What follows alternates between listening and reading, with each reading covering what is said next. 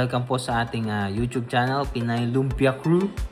So, bali today, gagawa kami ng mga orders. Kakatapos lang ng work last night.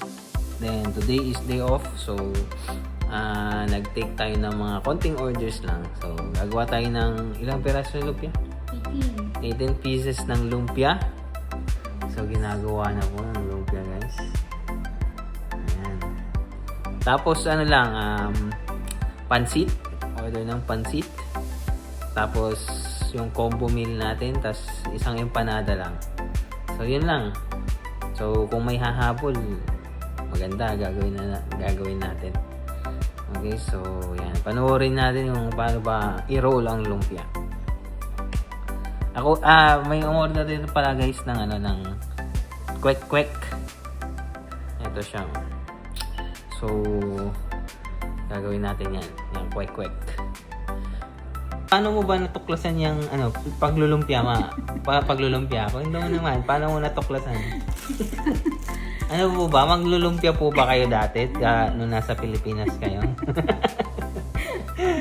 Manglulumpia po ba kayo o Shanghai sa Pilipinas? Hindi ako marunong magluto sa restaurant. Paano nyo po nalaman yan? Yung negosyo na yan, ma'am? Interview? Sige, Idea to ni Derek. Idea ko. Actually, gumagawa naman na tayo, di ba? Pag may pag birthday. Pag birthday. Pag may gustong dalhin sa party, gano'n, di ba? Yeah, gumagawa na kami yan. Kaso nga lang, kumbaga, Hindi siya. kasi sabi namin, pag order pa ako ng lumpia, mahal. So, napilitan kami bumili ng gamit namin pang lumpia hanggang sa naisipan namin. Ano kaya kung i-business natin to? Total, wala din Para mas kuha mo yung lasa na gusto mo. Oo.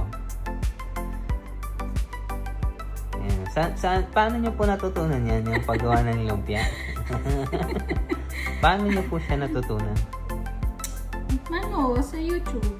Nanonood ako ng mga videos ng mga gumagawa ng lumpia. YouTube lang. Ang galing, Pero yung pag-fold, depende naman na iba-iba naman yung di ba? Kung saan ka mas, kung anong mas gusto mo. Kung paano mag-fold. Talagang may, parang may sukatan pa yan dito. May sukatan pa. Hindi, para sa empanada to. Sa empanada. Pero pang takip na rin, lang, para pang takip ng, may mata ko sa, Tama. mas maganda yung gawa ko. Ano po yung, anong pinagkaiba ng lumpia nyo sa lumpia ng dito? Ano po yung, yan? Specialty niyan, kumbaga. Mas mahaba siya compared sa... Matagal i-roll. Matagal i-roll. Tingnan mo. Kamuting ka na tatlo pa lang na-roll ko ka na pa nag-roll. Kasi, mas makapal siya compared sa Tapos, yung malaki. meat niya. Ano bang special ingredient niyan? Tanong natin si, Mr. Derek. Anong special ingredient niyang meat niyan? Mr. Lumpia. Patingin niyan. Grabe. May special Talagang ingredient. madaming karne. Ay, ayaw nang lumabas. Talagang madaming karne. Talagang parang kebab, Parang kebab. Ha? Kebab. So, yun guys. Medyo busy pa ngayon si Pinay Lumpia. So, eto naman. Interview naman natin. Yung isa dito, na crew. Hey Pinay Lumpia crew. What's your role in our business? Sairi, what's your role? Nothing? Eat? Just eat? Wala talaga. Wala. Yan yung member namin na wala. How about you? What is your role in our business? I take care of baby. Wow! While we are Cooking. okay, and then you get the payment, okay? Okay. Okay. Kakagaling lang niya sa school. Okay guys, so yun lang. Mini vlog lang tayo today. Actually na-deliver ko na yung order ng pansit guys. Na-deliver ko na. Ito yung pansit to na gano'n namin. So, next na namin yung lumpia.